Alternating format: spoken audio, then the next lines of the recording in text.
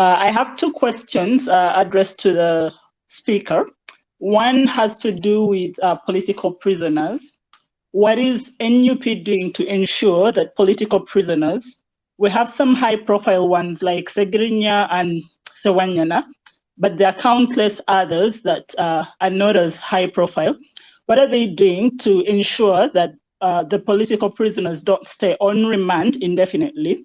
And secondly, since this is a collective effort, is there anything the diaspora can do to raise awareness? Can we write our congressmen, senators, etc., etc.? The second one has to do with accountability. From what David was doing, part of the reason they keep fewer records, especially with diaspora funds, is to protect the privacy of people and to mitigate possible harassment from the NRM government. But online and on social media, there've been voices, several voices. Every couple of months, you read something about it, with people complaining about accountability. Going forward, how does the chapter and the headquarters of NUP in Uganda ensure that accountability of funds collected in the diaspora will be utilized for what they've been collected for, that the money won't be embezzled, and what will they do to give people confidence that we are different from the thieving government of Museveni? Thank you.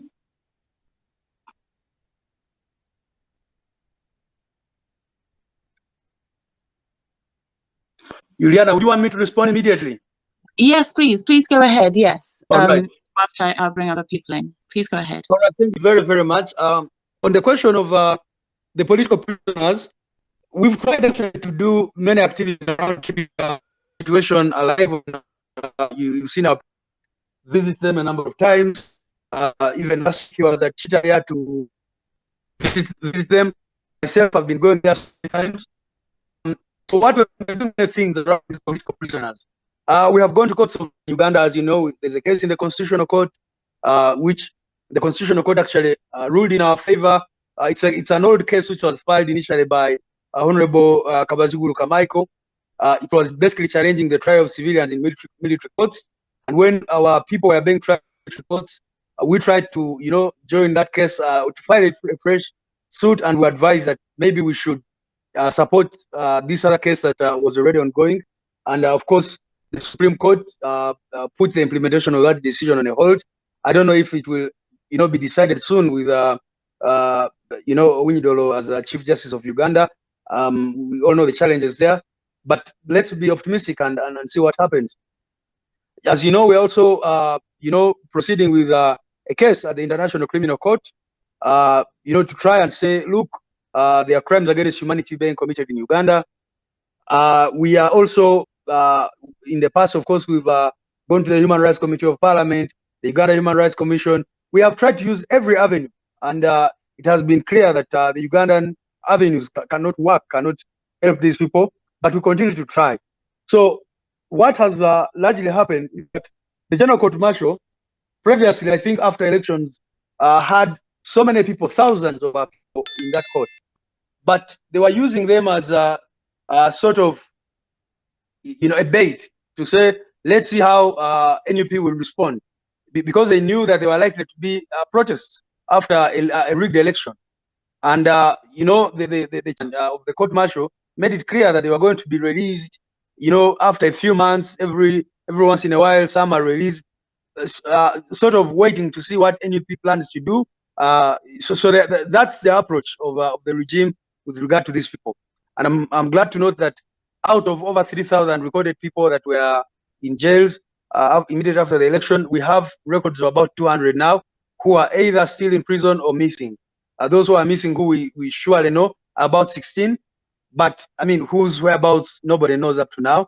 But almost every week, new people come up to tell us that their siblings, their spouses, or whatever, are still missing up to now. And our human rights desk continues to record these people, and as well as the welfare desk.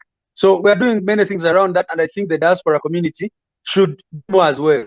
I think you need to continue raising their voices. As you know, last week, our president was at the prison to see Olivia Lutaya, a young lady who has been there for over a year now. and many others. So I think diaspora should also do the same thing, raise the voice of these people, call the senators, congressmen and women, etc., etc. Now, finally, on the question of accountability, I think I've really explained this issue.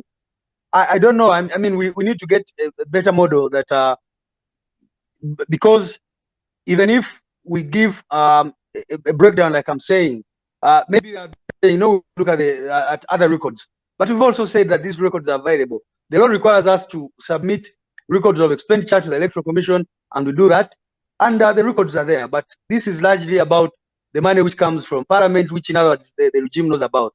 As regards the funds which were collected by the diaspora, I've spoken about it, and one of the suggestions we had was that maybe we need to have members, like 2 or 3 leaders within the diaspora, as part of a finance committee, so that they attend virtually the meetings of the finance committee, and when we are making decisions, now there's this challenge, we're going to spend on this, so that they are aware. But this is information which they are probably not likely to put out in the public, again, because of the challenges.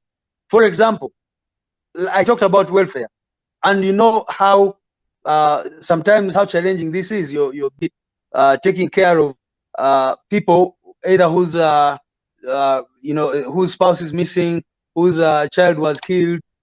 These people need their privacy. Sometimes they don't want to even come out again for security reasons and all that. But I think if we have once the diaspora leadership is reconstituted, and if you see the report which was issued by Honorable Aisha Kabanda and her committee, it made a recommendation to that effect, that at least some leaders within the diaspora should be part of the accountability committee or the finance committee, which then the diaspora community can rely on for accountability. Thank you. I'm going to bring in Peter Ikakoro. Thank you. Okay, Juliana, thank you so much for bringing me in. First and foremost, I'm obviously one of the leaders in the UK chapter, and I would really love to get in touch with you and because you are such a vibrant participant in the chapter. But I think I would like us to meet after this and see what we can do. I don't actually live in the UK, but I may sound it, but I don't live there. So no, I don't. Sorry. No, sorry about that. Okay, all right. I just wanted to comment on a number of things, having listened to the whole discussion. I think the first one I would like to speaking. I can't hear him at all. Can you hear me? Yes, can't hear you. Yes, David, he's speaking. Can you hear him? Can you hear me? No, not at all. I can't hear him at all. Okay. He's going to come back in. Peter. Hello, yes, Julian, I'm here. David, can you hear him? No, I can't. If you'd like to ask hear me though. Yeah, I think I can hear you, and then I'll transfer your question on to David. Would you like to ask it, nevertheless? Yes, actually, there's a number of comments, if you can just note it down. I think the first one is about the wealth accountability and resources. As a diaspora, I think we have actually been a bit unrealistic about what's happening at home in terms of accountability. We expect accountability like we do in, say, in my office, whereby you produce an annual report and that has everything. I think the way I see, the way request David Lewis to go on is, yes, give us a breakdown and say, these are the areas of this is the money we get roughly, or this is the areas we covered. These are the areas that need to be covered. And then the diaspora can look at that at least, because I appreciate the fact you say that because of the prevailing political environment, you really can't avail all the details. So yes, but give us at least a breakdown of, especially the IPOD money. The IPOD money is the saw in our back, which has been, used by our opponents to sort of kick Noop. So I think you sort of need to clarify which areas of work, I would say not specific, but which of work that money is going into. That's my okay. Sorry, Peter. Let me just get that through to David first, because you've got. I'm also going to limit the time that everybody speaks, because there's many, just to ensure that we get as many people in as possible. Okay, David, can I just others quickly, and then you can put it all together, please. Okay, go on. Go ahead. Okay. The next point is David Lewis's regional offices. We want regional offices functional as soon as possible, because at the moment, it's Kampala Central that we are. Actually, our main work should be in the regions. Okay, I'll be quick. The third one I want to talk about is obviously donations. The chapters in the diaspora, and obviously the people want to donate. Actually, if you donate say, to the UK chapter, we then can send that money as the UK chapter, so your name doesn't come out anywhere because we have an account. We are accountable to our members. We can donate that. Very quickly, the last one is David Lewis. You really have to comment to us about the 40 million bribe, and we really need to know who took the bribe, who hasn't. We're not going to back off from that. Thank you. Gosh. Okay. Thank you. David, can you hear me? Yes, I can hear you. Okay, brilliant. I'm just going to quickly run through his questions. The first one comes in, he wanted to talk about accountability and how he feels, it was more a comment, he feels that perhaps people in the diaspora are not realistic about how things happen in Uganda. And he suggests that rather than expect sort of a breakdown, minutia of explaining every cent, perhaps you can group it together and say this amount, which is, I suppose, what you suggested earlier. But you can more talk about, for example, this is going to transportation, this is going to education, this is going to the welfare. So rather than group it, rather than do it individually, where you're, like the UK, like he was saying, it is best to kind of do it to actually communicate that to the diaspora, saying that we can't literally give out a penny by penny breakdown, but we can give accountability in terms of, say, units or divisions within NUP, which I think is exactly what you say. But anyhow, the other thing he talks about is donations. To avoid the problems with the government, have you thought of working with the various chapters? For example, in the UK, they have an official account where they are accountable to their members, so they can collect in the UK, where names don't necessarily need to be printed, and then they sort of wire that money across to you as the UK chapter, and therefore you bypass the problem of having to name absolutely everyone and individuals. Fourthly, he talks about regional offices. He insists that NUP needs to open up regional offices beyond Kampala and what he considers to be the central region. He says they need to be up ASAP, but I hope you have the funding for all of that, because all of this is cost. And then he talks about IPOD money. Apparently it's a thorn in the back of his constituents. He's a leader, I think, in the UK, he says, and he absolutely needs to know about that. Then he talks about the 40 million, who got it and who did. There you go. That's what his questions. I hope that's enough. Would you like to All right. Very glad to hear from Peter Ekakoru. He's our leader in the UK, and we appreciate all the work that the chapter in the UK continues to do. On the first issue, there are sort of many questions, but I think interrelated. In terms of his advice, like I said, and I agree with him, it's one of the things we've been talking about. Although I know what will happen when we give this breakdown, then there will be voices saying, "Oh, give us details. Why is it that you spent on this and not on this?" And that sort of thing. If you, for example, talk about how much you spend on welfare, but nonetheless, we'll do that because I think our people need to know, especially what we get as a party and what we do. This is not only a challenge for NUP. Actually, if you see, there's no single party in Uganda which does that kind of accountability, and there are reasons why, which is what I tried to explain. Be it the parties that were there before us, given the dynamics on the ground. And one of the things, of course, I did not talk about is what, in the UK or in Switzerland or wherever, or Sweden, there are things that a political party is expected to do and not to do. Because, for example, it's a shame that a political party can be thinking of establishing a medical department, because that shouldn't be our business, having a medical team that every time you travel for an activity, you go with an ambulance, you go with, then you have doctors on standby in case someone is injured or whatever. But yet in Uganda, you find that, you have to have all these things in place because every time you go out for an political activity, you're almost going for a war.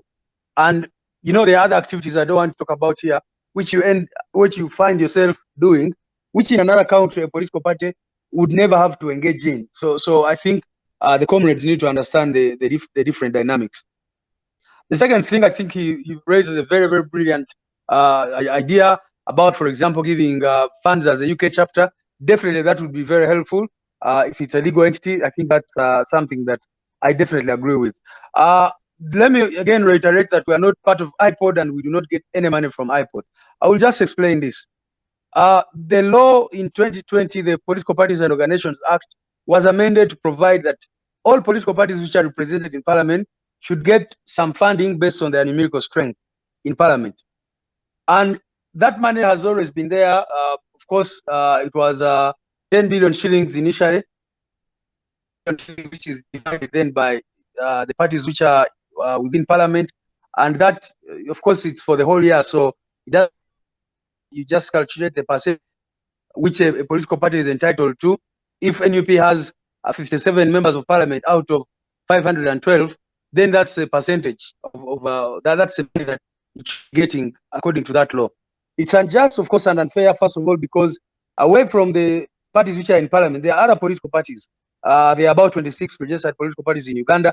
And our view would be that even those political parties should be funded to do activities or to be able to, because this is a case of saying that you're only giving those who already have, and those who don't have, there's nothing that they get to have. But the other problem is that the NRM looked at it, or even when they were coming up with this whole idea, they were looking at how they will be funded, how they were looking for a legal route away from this money which they continue using political activities. They also wanted another legal route through which they can access public funds. So you'll find that, for example, currently they take 75 point something % of whatever money comes from which is allocated by Parliament. So I wanted to clarify that we are not part of IPOD. There are some benefits that come with being in IPOD. There's funding which comes from IPOD. There are capacity building opportunities for political parties. All these opportunities which we said we are not going to partake of because we are not part of IPOD. So I want to make it clear that, of course, our detractors continue saying IPOD money, but we as NUP do not get any penny from IPOD because we are not members of IPOD. And I think finally there was a question on the 40 million shillings given to MPs. So we all know how it happened, and I think it was the other Saturday when some members of Parliament started calling the party leadership. They called the president, some called myself, Joel and other leaders, and they were saying, you know what, there's money being given out to MPs. Should we go and pick it? What is the position of this of NUP on this money and that kind of thing? We did not know about it initially, so we had to found out what was going on. It was very, very unfortunate because according to the accounts received, this money was being given out in cash for the opposition and independent members of Parliament. They were getting it at Anita Among's place, the Speaker of Parliament. And as for the NRM, they're picking it somewhere at some office at Parliament and all that. So we thought, of course, it was wrong, it was immoral, it was illegal, because how can public funds be handled in that way? And I think that's why they came up with a statement claiming that this was a hoax, that money was never given, blah, blah, blah. But it's on record, and you've seen members of Parliament come out to make press statements about this. One of the unfortunate things about this debate is that people have focused on NUP members of Parliament instead of focusing on the regime, because all of us should be asking ourselves, this is over 20.4 billion shillings. How many schools can be built with that money? How many hospitals? How many roads can be constructed in infrastructure projects, etc., etc.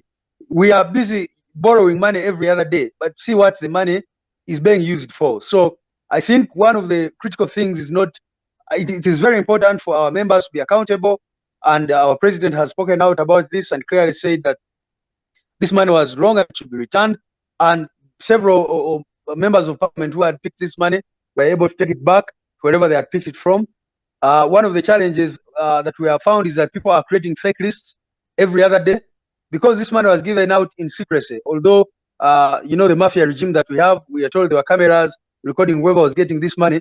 But as NUP, we do not have any list officially. But good enough, some members volunteered to say, I thought this money was legal. Now that you people appointed me to the challenge, I'm taking it back. And so they have taken it back.